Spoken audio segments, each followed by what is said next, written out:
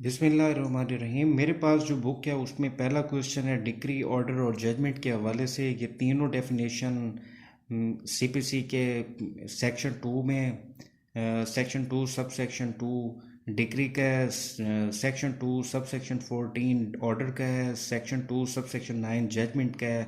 और इसका order 20 rule 1 to 6 ये डिक्री और जजमेंट के हवाले से हैं, ऑर्डर के हवाले से नहीं है। ये आपने, ये जो अभी मैंने आपको बताए हैं इसकी रेलेवेंट प्रोविजन ये आपका बेस करती हैं। आपने वहाँ से जो कल नकल करके पेपर लिखना है वो इसी चीज़ के ऊपर बेस करता है कि सबसे पहले आपने जो क्वेश्चन है, आपका जो डेफिनेशन है उसको लिखें।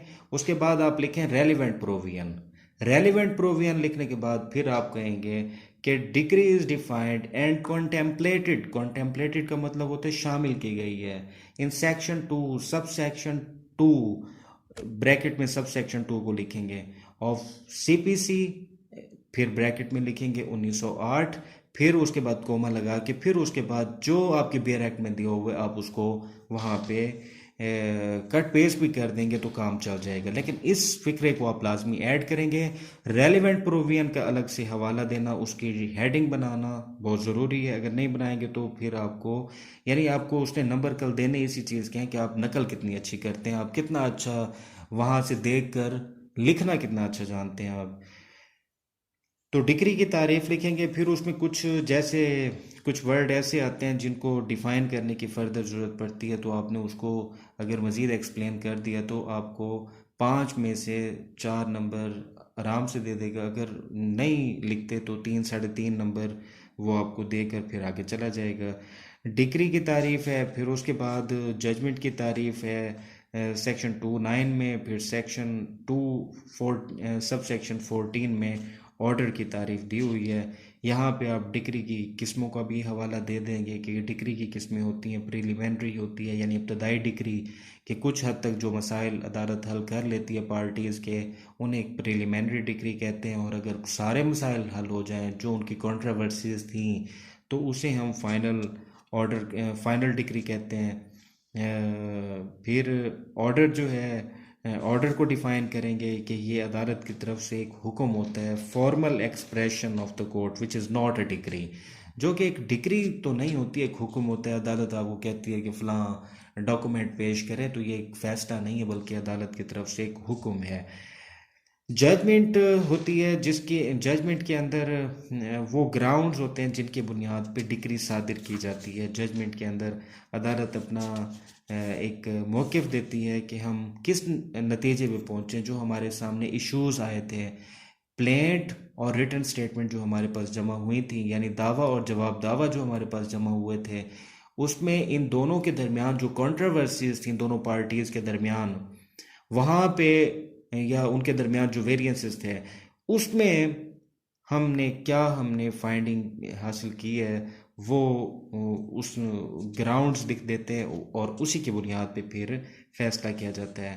नेक्स्ट क्वेश्चन है पेक्यूनरी जुरिस्डिक्शन के हवाले से कि मालियाती में इख्तियार समात क्या होता है। हर जज के इख्तियार समात के हवाले से 3 4 चीज़ें होती हैं, वो उसी के तहत ही मुकदमात लेता है, उन्हीं के ही फैसले करता है। पेक्यूनरी जुरिस्डिक्शन यानी मालियाती एतबार से हमारे पास जो सिविल का सिस्टम है उसमें सिविल जज फर्स्ट क्लास, सिविल जज सेकंड क्लास, सिविल जज थर्ड क्लास, सीनियर सिविल जज और फिर एडिशनल और फिर हमारे जो है वो डिस्ट्रिक्ट जज साहब। तो डिस्ट्रिक्ट जज और फिर हाई कोर्ट और फिर सुप्रीम कोर्ट। तो यहाँ पे इसकी पेक्यूनरी जुरिस्डिक्शन के हवाले से ये टॉपिक है। लेकिन आपको पता हो कि पेक्यूनरी जुरिस्डिक्शन होती है मालियाती एतबार से, टेरिटोरियल जुरिस्डिक्शन होती है इलाके के एतबार से कि इलाका कितना मिला हुआ है इस जज को, पर्सनल जुरिस्डिक्शन के ये कौन कौन से अशखास के या किन लोगों के मामलात को सुन सकता है, सब्जेक्ट मैटर जुरिस्डिक्शन इसके इख्तियार में कौन सा मौजू आता है, ये किस टॉपिक के मामलात को डील करता है। सिविल तो बहुत बड़ा वास्ट फील्ड है, उसके सारे के सारे मामलात उसमें नहीं आते, उसमें किसी एक उसमें उसको जज बनाया जाता है। कोई जज फैमिली का है, कोई टैक्सेशन को डील करता है, कोई लेबर लॉज को डील करता है। एपलेट जुरिस्डिक्शन यानी जहाँ पे अपीलें होती हैं। सिविल जज फर्स्ट क्लास जो है अनलिमिटेड उसकी पावर है, वो उसको जो उसके पास जो केस दायर होते हैं उसमें इख्तियार समात मालियाती तौर पर कोई नहीं है। इसमें हम दो चीज़ें देखते होते हैं, सूट वैल्यूएशन एक्ट 1887 और West Pakistan civil court ordinance number 2 of 1962। इन दो से हम तयन करते हैं कि ये जजेस का क्राइटेरिया क्या है पेक्यूनरी जुरिस्डिक्शन के हवाले से। फर्स्ट क्लास का कोई नहीं है। सेकंड क्लास की जो लिमिट है वो है 5 लाख रुपए मालियत तक के जो केसेस हैं उनको सुनता है। थर्ड क्लास जो है वो 1 लाख तक के सुनता है। और एपलेट जुरिस्डिक्शन जो हाई कोर्ट की है वो 25 लाख रुपए तक की है। तो अगर ये आप लिखेंगे ठीक है, नहीं लिखेंगे तो इतना वो नहीं है। लेकिन इसमें आपने जो आपके पास रेलिवेंट प्रोविजन है वो आपने सीपीसी में से देख लेनी है। वो मैं बता देता हूँ, सेक्शन 6 और सेक्शन 15, इन दो को आपने लिखना है। कि सबसे पहले जो केस होता है वो होता है सेक्शन 15 के तहत सबसे लोवेस्ट ग्रेड की कोर्ट में, ताकि आप वहाँ से अगर आप मुतमईन नहीं होते तो फिर आप उससे ऊपर वाले फोरम में जाएं, अपील कर दें, फिर सेकंड अपील कर दें। अगर आप जाते ही ऊपर वाला फोरम है तो नीचे वाले फोरम आपके लूज हो जाएंगे। ऊपर वाले फोरम से आप नीचे नहीं आ सकते, लेकिन नीचे वाले फोरम से आप फिर ऊपर वाले फोरम की तरफ जा सकते हैं। नेक्स्ट क्वेश्चन है jurisdiction of civil court, section 9 इसको डील करता है। सेक्शन 9 इसके अंदर ऑर्डर जो है आप ऑर्डर 7, रूल 10, 11 ये दो लिखेंगे। यानी दो चीज़ें हैं, सेक्शन सेक्शन 9 ऑफ सीपीसी और सेक्शन सॉरी ऑर्डर 7, रूल 10 और 11, इनको आप लिखेंगे।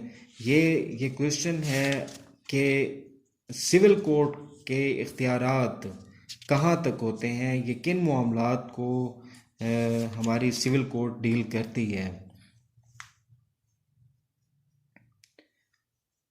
सेक्शन 9 में लिखा हुआ है, all suits involving right of property or office or suit of civil nature.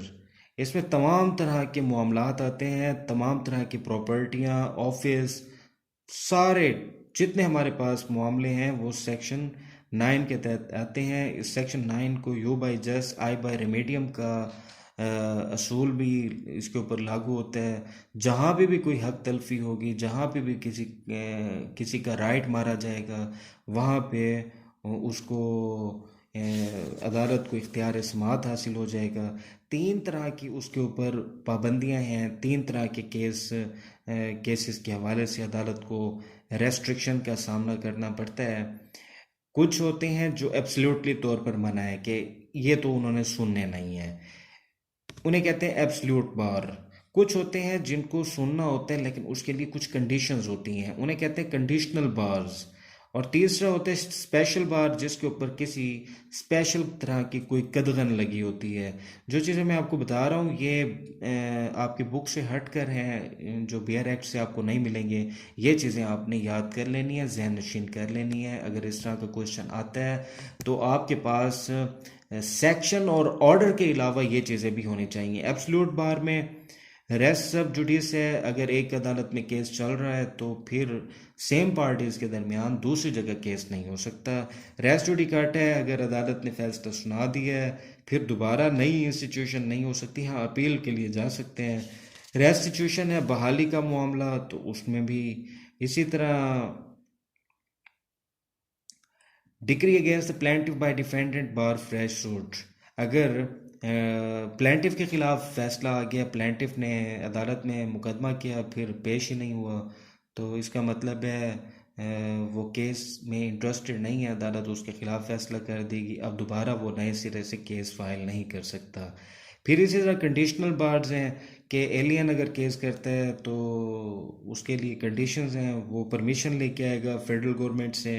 Foreign state का कोई शख्स है वो इजाज़त लेके आएगा पाकिस्तानी वफाकी हुकूमत से, फेडरल गवर्नमेंट से।